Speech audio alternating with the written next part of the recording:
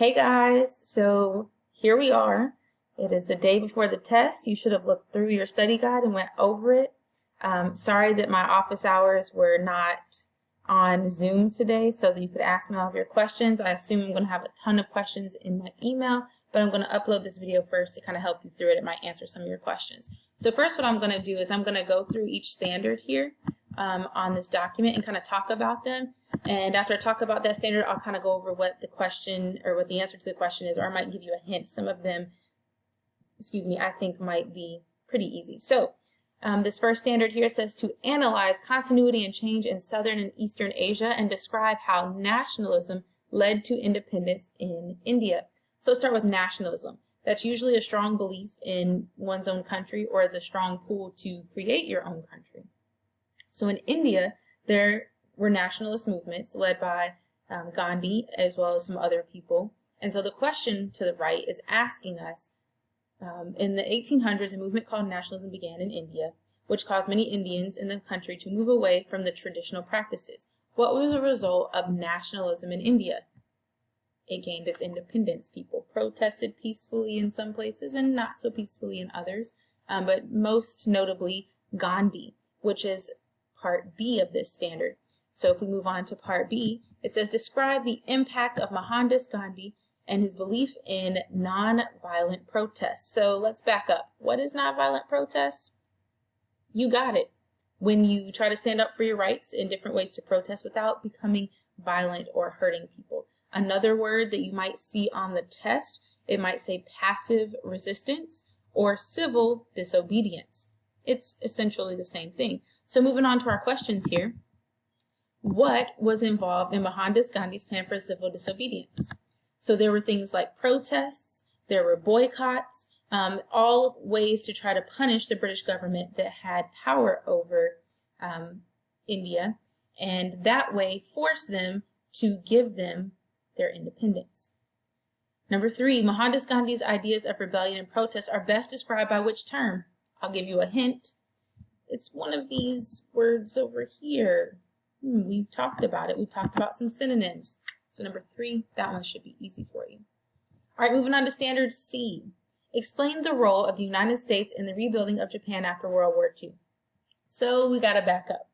World War II happens. We try not to get involved as the United States, and we did this thing called the Lend-Lease Act, where we would lend our weapons to other countries and they could pay us for them in the return that we would probably just get them back one day. This was kind of an underhanded way for us to participate in the war but not have to follow up and have any consequences. Japan was not having that. They sent pilots and people to drop bombs on Pearl Harbor. And that obviously made America very mad because we lost a lot of people's lives on that day. So once that happened, we went over to Japan and we decided to use this thing called the atomic bomb. And we dropped them on 2 different cities in Japan, and it completely obliterated the population in many of those places. So the U.S. felt the need to rebuild. So the first question, what is one reason the United States led the rebuilding effort in Japan? Number 1, they wanted to make sure they didn't fall to their communist friends that would be around them, like China, that might try to help them rebuild. The United States wanted to make sure that they would remain a democratic country. Thus, we helped. Number 5, how did Japan's economy change after World War II as a result of the U.S. and their influences? Japan's economy flourished. We were able to help them come up with more ways to utilize different parts of their economy and their workforce. They became leaders in technology. They were able to use technology to create different things like cars that became, and cell phones and computers and things like that. Obviously, cell phones weren't way back then, but different high-tech type things, which really helped them specialize and then be able to trade with other countries. So it also helped, the U.S. also helped their economy by finding trading partners with, for them to trade with, which the U.S. benefited from that. All right, we've got standard D.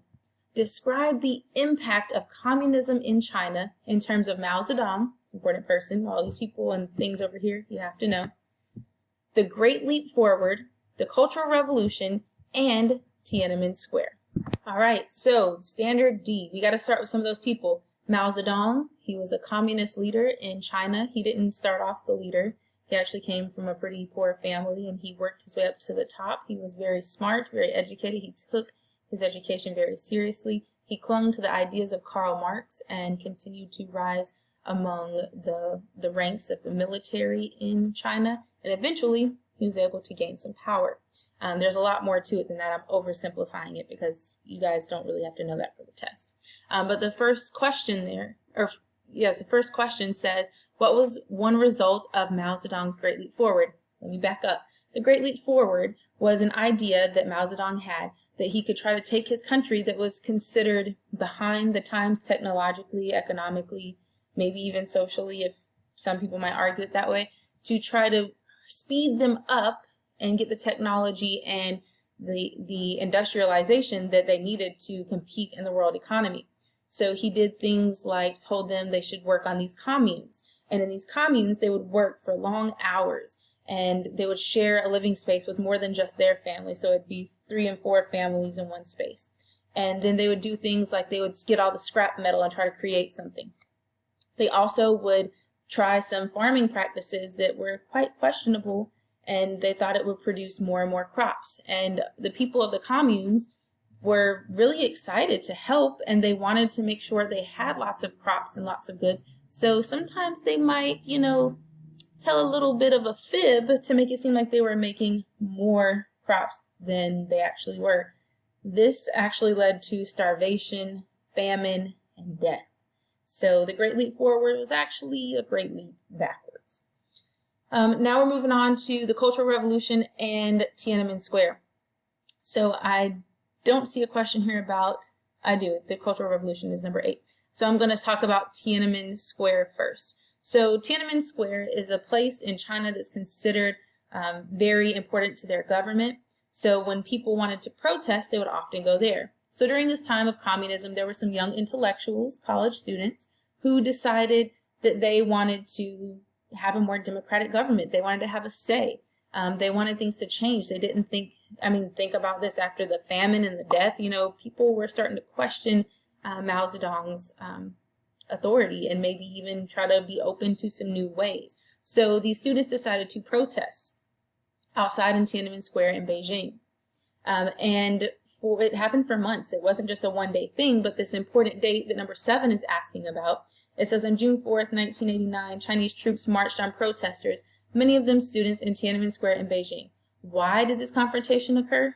It occurred because they wanted a more democratic government. What happened? Not part of the question, but part of something that you should know is that the Chinese government, opened fire on many students, and many of them were hurt, injured, and even killed on this day.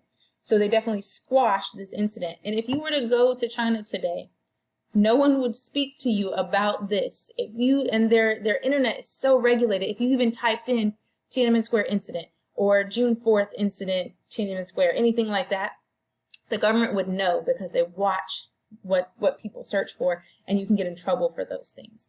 So still a day that their country does not like to remember. Number 8 is asking about the Cultural Revolution. So it's Cultural Revolution. Mao Zedong believed that the people were set in their ways, that old China was a part of them, that they needed to keep this old China, and the people were so stuck on it that they could not industrialize. So his idea was to take all of that stuff and just throw it away. Literally, temples were burned, different holy statues, monuments, things, they were all cast on the wayside. And he also hired, or more so enlisted the helps, because he didn't give them any money necessarily, of the Red Guard. Who's the Red Guard? They were students about your age, and they went around doing these things, burning things, fighting people. Anyone who tried to stand up to the ideals of communism, they would literally kill them sometimes. Teachers, they were the main ones that were publicly displayed being hurt, tortured, and sometimes killed. So, number 8, even though Mao Zedong was a communist, he was strongly supported by the Chinese people in the early stages of this revolution. What did he do to get the support of so many Chinese people? Let's think about this. Communism usually flourishes in places where there's a lot of poverty and people feel like there's an unfair class system. So I'm going to go with the people, they were actually farmers, peasant farmers, thought that it would be a better life because their lives were so terrible at this point because they were very poor. There's your answer. All right, E, explain the reasons for foreign involvement in Korea and Vietnam in terms of the containment of communism. All right, communism. Really big thing. It's hard to define it into a couple of words for our purposes, for our video. It is a political ideal where people do not own things, the government does, and the government forces society to share, and things are supposed to be all equal. That's the idea. Does it always play out equally?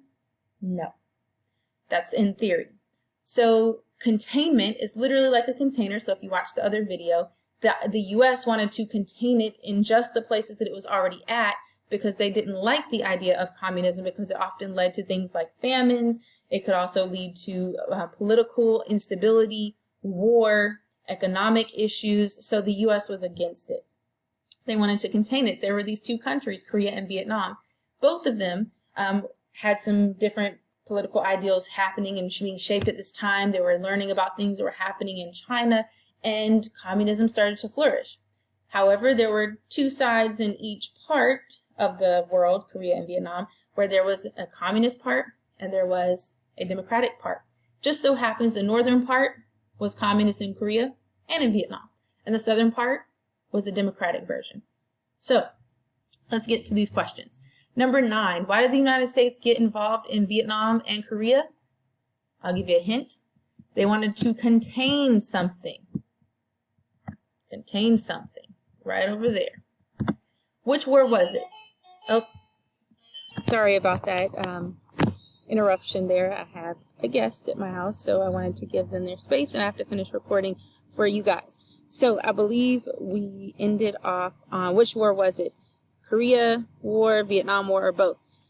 This war was finished as a stalemate or a tie, and the North and South remaining divided at the DMZ till this day. So the end of this war, no one won, and one side is communist and one side is democratic.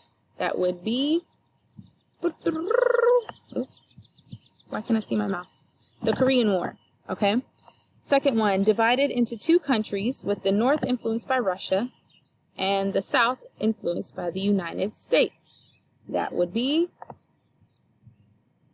both. Both of them were influenced by Russia, and the U.S. helped in the southern parts of both as well. All right, began as an independent war with France that the U.S. took over to prevent the spread of communism. France. The right answer would be Vietnam for that one. The people, next one, the people were overwhelmingly supported communism and their leader, Ho Chi Minh, and this country remains communist today. Which of them remains communist? That would be Vietnam. Because remember, Korea is divided into two now, so that one's kind of tricky. I get that. All right, last place here, and I might have to rush through it because I'm running out of time on this video. Place the sequence of events of the Korean War in the correct order. If we read through those, the first one you should have is the peninsula is divided into two countries as the result of the World War II peace treaty, and you should know that because this all happened and it started at the end of World War II. The next one is that the North invades the South, so that's your number 2. And the next one is the U.S. and the United Nations troops come to South Korea's defense, and then China and Russia support North Korea. And the last part there is they have back and forth fighting, and it leads to a ceasefire at the 38th parallel. Again, if you missed something, if I was talking too fast, you can always slow the video down, pause it, and you can always email me if you still have questions. Thanks so much. Bye.